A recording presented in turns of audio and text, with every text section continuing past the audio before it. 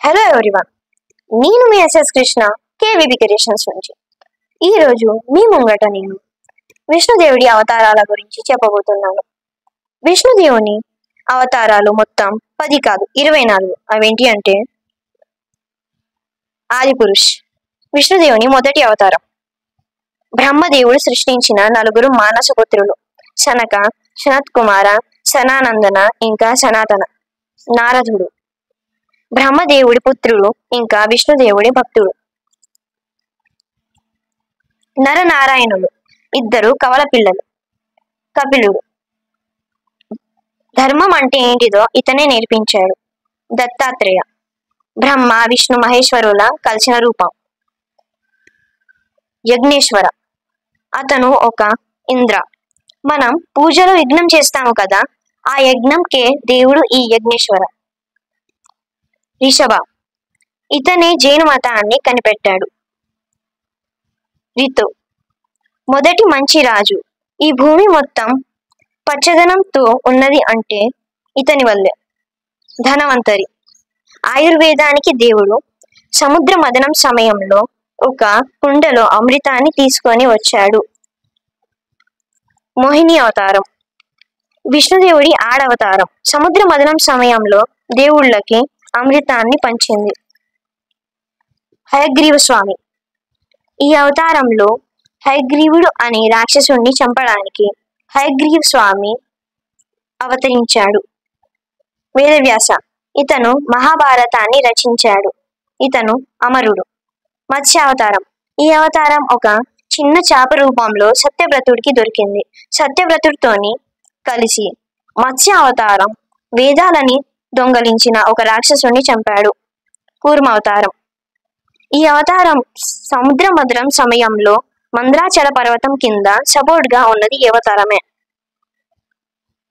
వరాహమూర్తి ఈ అవతారంలో వరాహస్వామి భూదేవిని నీటిలో నుండి తన కోరలతో బయటికి తీసి హిరణ్యాక్షుణ్ణి చంపాడు.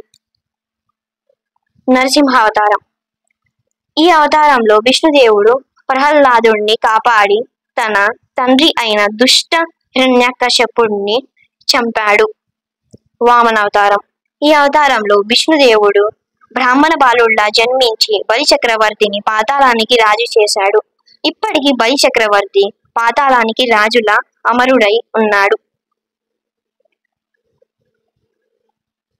పరశురాముడు ఈ అవతారంలో విష్ణుదేవుడు ఒక బ్రాహ్మణ క్షత్రువుల్లా జన్మించాడు.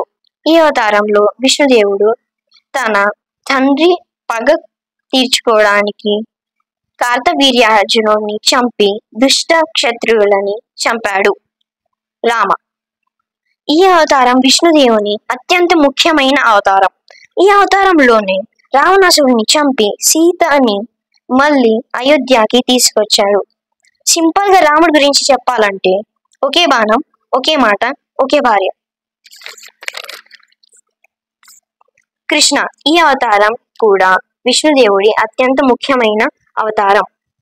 ఎందుకంటే ఒకవేళ కృష్ణుడే లేకపోతే కురుక్షేత్ర యుద్ధంలో పాండవులు గెలిచేటోళ్ళే కాదు.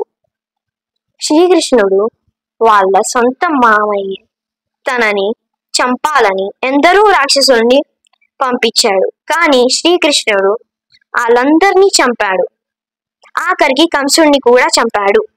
వెంకటేశ్వర స్వామి ఈ అవతారం విష్ణుదేవుని కలియుగ ప్రత్యక్ష దైవం. విష్ణుదేవుడు లక్ష్మీదేవిని మళ్ళీ వైకుంఠానికి తీసుకుపోవడానికి భూలోకంలో ఈ అవతారం రూపంలో వచ్చాడు.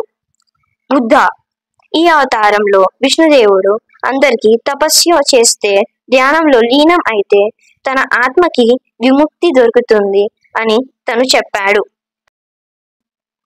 కల్కి ఈ అవతారంలో విష్ణుదేవుడు వేదవ్యాసుడి నుంచి వేదాల జ్ఞానం పొంది పరశురాముడి నుంచి యుద్ధ విద్యలని నేర్చుకొని కలిపురుషుణ్ణి ఇంకా కలియుగ దుష్టులని సంహరించడానికి అవతరించుతాడు.